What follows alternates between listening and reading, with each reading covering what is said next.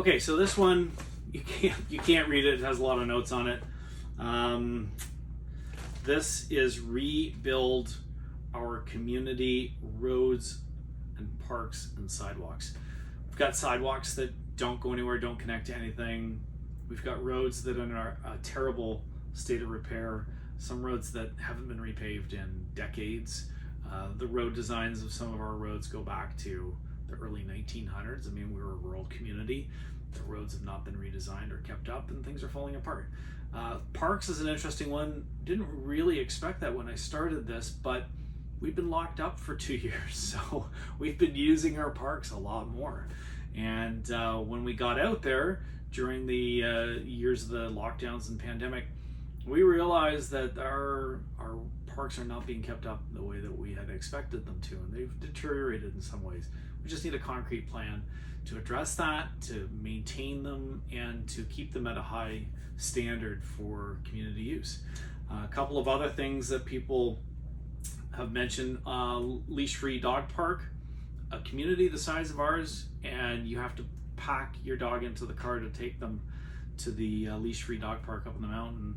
That seems like something we should be able to work on. Having a walkable dog park would really be ideal. Splash pads in Ward 10, same idea. We have one right now at Winona Park. It would be really ideal if you didn't have to pack the kids into the car or the minivan, drive them all the way out to Winona to go to the splash pad. Having something that's walkable in a different part of the community would be advantageous, I think.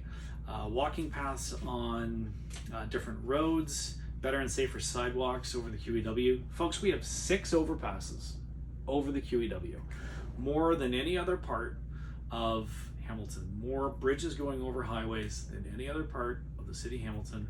We have more overpasses in Ward 10 than they do in the entire town of Grimsby next door. Barely any of them are passable for humans. The sidewalks are either non-existent, they're insufficient, and there was a budget line that was applied, was supposed to be done back in 2018. It never happened. So where did the money go, and why aren't those sidewalks complete? I find that really irritating. Anyhow, there's a couple of more things here, making the lakeshore a beautiful place for everyone, a skate park for the kids. I think that having amenities for youth, having things for kids to do, really important. I've got 4 teenagers.